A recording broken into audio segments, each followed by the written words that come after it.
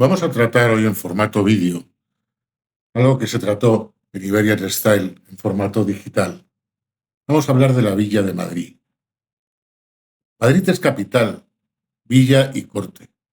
Y dentro de su agitada e interesante historia está la de sus cortesanas. Ellas fueron parte del estilo de la ciudad, del estilo de vida, y protagonistas de la historia de la vida sexual de sus reyes, sus nobles y sus ciudadanos.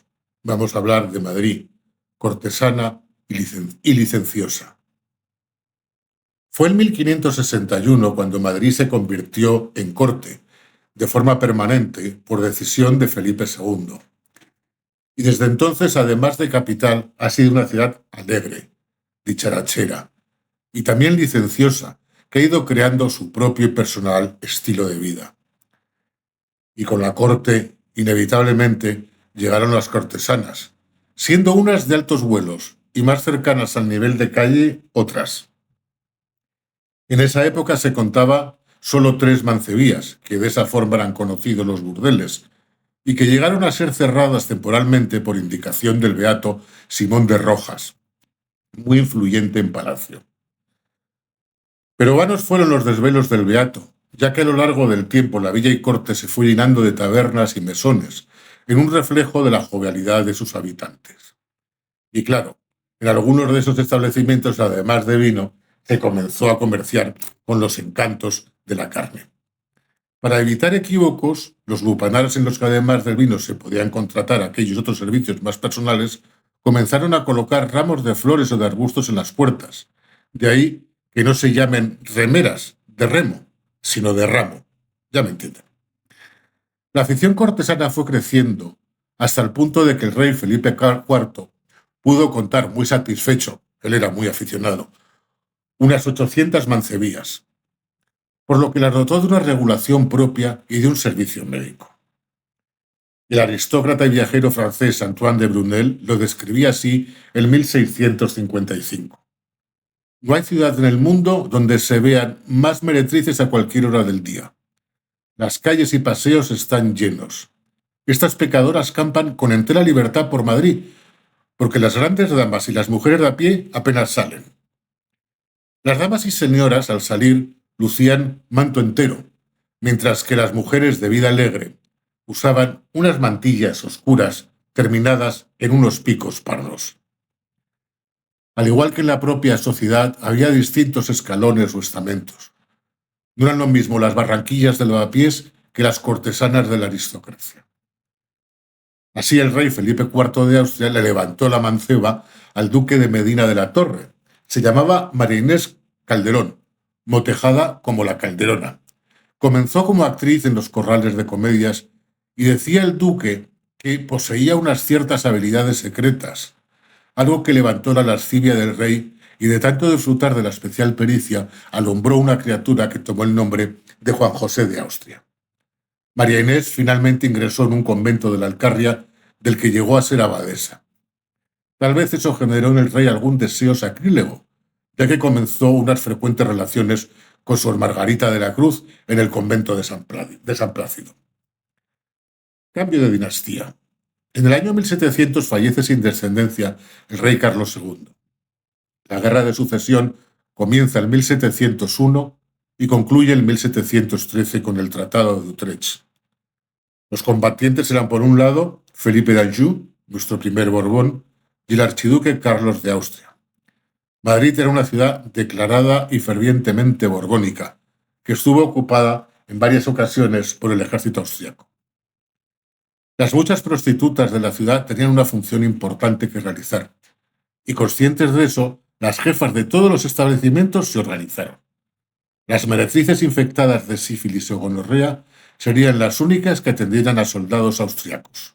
Así, polvo a polvo, provocaron más de 6.000 de bajas entre las tropas del archiduque, una ayuda putil nunca agradecida. Establecida la dinastía Borbón, vinieron aires nuevos de otras cortes y otras costumbres que provocaron algunos cambios en las nuestras. Por ejemplo, en el reinado de Carlos IV no fue él, sino su mujer, María Luisa de Parma, la que se hizo famosa por sus liberalidades y deslices amatorios. Pero es su hijo Fernando VII el que protagoniza las escenas más castizas y populacheras del siglo. Le gustaba salir largas horas de taberna en taberna con un curioso grupo en el que estaba un duque apodado Paquito de Córdoba, el jefe de su guardia de corps e incluso un antiguo aguador de nombre Chamorro, locuaz y dicharachero que además de ejercer de agradador, le daba un toque popular y plebeyo a la pandilla. En una ocasión el rey se las tuvo tiesas, y no van por ahí los tiros, con el propio bandolero, Luis Candelas, ya que el monarca se encaprichó de su amante, Lola la Naranjera. Pero bueno, una cosa era saltar caminos y otra enfrentarse a un rey, por lo que fue mejor pasar corriendo el arco de cuchilleros mirando para otro lado. Si bien es cierto que poco le duraban a don Fernando esos caprichos, ya que siempre volvía a las sábanas de Pepa la malagueña y sus pupilas, ya que ésta regentaba el mejor burdel de aquel Madrid. Siglo XX, cambalache, problemático y febril. En el primer cuarto del pasado siglo, en el que Europa se vio envuelta en la Gran Guerra, Madrid era una ciudad muy vital, con tardes de toros y noches de variedades. Comenzaron a proliferar los llamados café cantante, en los que se representaba el género ínfimo. Cuplés y canciones eróticas se cantaban jóvenes y atractivas artistas que hacían las delicias del público. Algunas de ellas habían comenzado su carrera haciéndola, y en otros casos la terminaron, como la bella Otero, que fue la cortesana que más alcobas reales europeas haya visitado nunca. La también cupletista del momento, Consuelo Bello, la fornarina, le explicó muy claro a Carmen de Burgos, Colombine. De tales zorrotonadilleras y puto bailarinas, digo yo lo que María Colombier. De que un artista tenga derecho a ser ramera, no se deduce que las rameras puedan ejercer de artista. A las cupletistas, la música, las picardías, se unía de forma inseparable en algunos locales como el Cursal la frecuente presencia de escritores y pintores, como Valle Inclán, Romero de Torres, Ricardo Baroja, que ayudan a construir el ambiente de esa época. Otras consideraciones y anécdotas de Madrid. Un estudio aparte merece la presencia y aportaciones de todos estos ambientes en nuestra literatura y en otras artes como la pintura.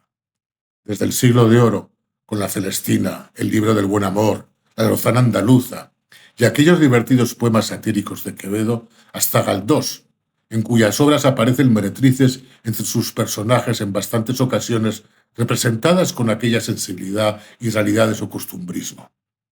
Incluso el Madrid yeye del tardofranquismo, con Whiskerías y Watts, tuvo su oportunidad en la novela Madrid Costa Fleming, de Ángel Palomino. Pero no habiendo ese tipo de costas al comienzo del régimen, podemos constatar que no era óbice para que sí hubiera actividad. Incluso provocaron el primer cese ministerial de esa época. El primer ministro de Educación del franquismo era el monárquico don Pedro Sáenz Rodríguez, que al igual que el poeta Damaso Alonso, era muy aficionado al puterío. Haciendo un viaje el matrimonio franco a San Sebastián, les precedía también en automóvil el ministro de Educación. Parece que este tuvo un apretón, porque la Generalísima reparó que en un local de alterne de la carretera se encontraba parado el coche de Sáenz Rodríguez y le espetó a su marido. Paco, algún día tenemos que parar en ese restaurante. Si está Pedro, con lo que le gusta comer bien. Franco se atusó la esquina del bigote y al regresar a Madrid le cesó, pero no por monárquico, sino por putañero. Si quieres acceder a contenidos de alto valor sobre nuestra cultura y estilo de vida ibérico, no dejes de consultar la publicación digital iberianstyle.es y de registrarte si así lo deseas. Tampoco olvides suscribirte a este canal y dar un like si te ha parecido interesante y lo has pasado bien con estos vídeos. Muchas gracias.